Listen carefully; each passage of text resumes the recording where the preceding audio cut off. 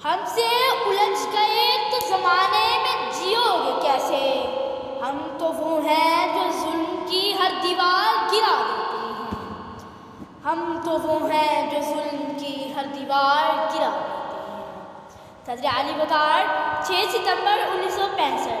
دشمن ہمارے فوجیوں کو، ہمارے ملک کے نوجوانوں کو حقیر سمجھتے ہوئے حملہ کرتا ہے، لیکن دنیا یہ منظر دیکھتی ہے کہ جس جگہ کو دشمن خون میں نہلانے آئے تھے، اسی جگہ ہر شہری بوڑھے نوجوان جمع ہو کر پاکستان زندہ باد، جیوے جیوے پاکستان کے نعرے لگاتے ہوئے یہ نوید دیتے دکھائی دیتے ہیں۔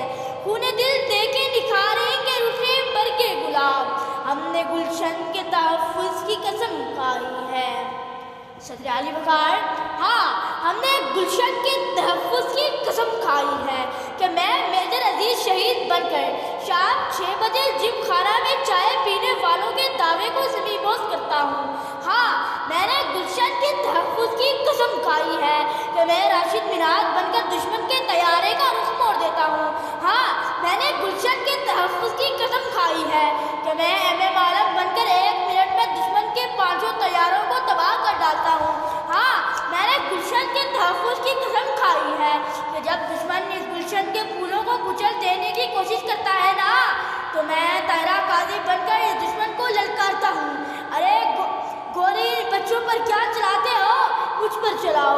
ہاں، میں نے گلشن کے تحفظ کی قسم کھائی ہے کہ کبھی مقبول حسین بن جاتا ہوں کہ جب میری زبان کاٹ دی جاتی ہے، میرے ناخن چیر دیے جاتے ہیں اور مجھے پاکستان مرد آباد کہنے پر مجبور کیا جاتا ہے، تو میں اپنی کٹی زبان کے بہتے لہو سے دیواریں زندہ پر لکھتا ہوں: پاکستان زندہ باد، پاکستان زندہ باد۔ ہم جنون گردش کے روح